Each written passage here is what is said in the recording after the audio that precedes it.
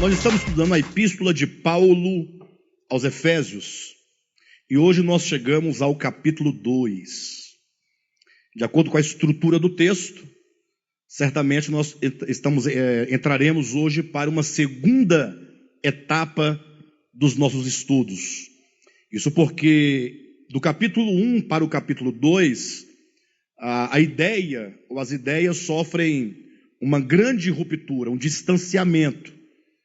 Não que não haja continuidade no pensamento, mas é porque o capítulo 1, ele trata da economia de Deus, ele trata acerca do Cristo de Deus e da sua obra para conosco, ou para com nós, os que cremos, da perspectiva divina. Ou seja, se vocês lerem o capítulo 1 com atenção, vocês vão observar que aqui está falando acerca de uma tríplice bênção da parte do Deus Trino para com seus escolhidos. Já tratamos disso em mensagens anteriores, vocês percebem. A ideia é como se o apóstolo Paulo estivesse fazendo a narrativa dessa economia divina lá dos céus. Se ele estivesse lá, imagine que ele tivesse sido arrebatado, atenção para o verbo como eu estou colocando, como se ele tivesse, e de lá ele fizesse então essa leitura da economia de Deus. Os irmãos entendem?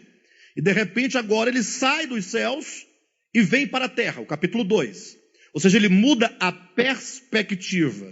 Ele agora vai falar também da economia de Deus, vai falar dos mesmos pontos, ou da maioria dos pontos tratados no capítulo anterior, mas agora ele mudou a perspectiva, ele mudou o ponto de vista e de orientação em que ele fala.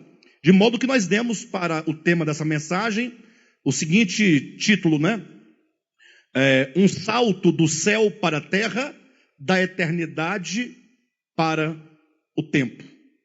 Dá para entender? Um salto do céu para a terra, da eternidade para o tempo. Se no capítulo 1, Paulo falou acerca de como Deus, na eternidade passada, ele projetou para nós um propósito primeiramente de eleição e de predestinação e de redenção, e de perdão de pecados, do Espírito Santo enquanto selo e penhor. No capítulo 2 agora, ele começa a falar diretamente acerca do homem, este homem que é alvo dessa economia de Deus. Portanto, nós também precisamos mudar a nossa perspectiva. A partir do capítulo 2, olhemos da terra diretamente para o homem e falando acerca do homem e da condição do homem na qual ele se encontra.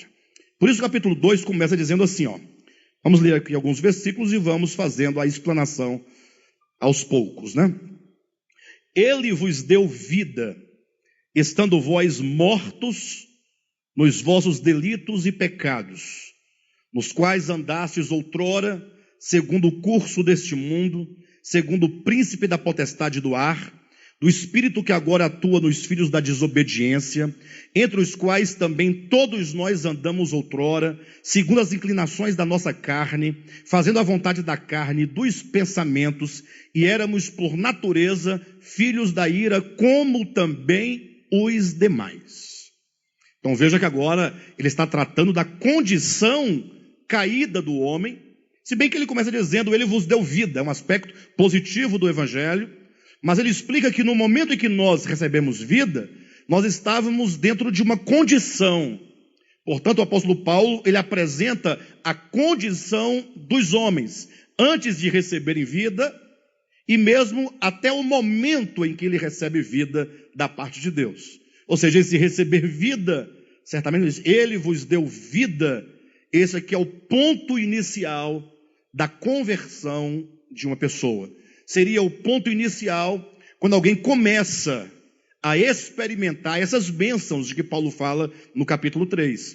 Quando o propósito de Deus começa efetivamente a acontecer e a se cumprir no coração, na vida da pessoa que, tendo ouvido o evangelho e tendo dele também crido, essa pessoa agora se rende ao evangelho. Essa noite eu quero falar um pouco para os irmãos acerca da condição dos homens.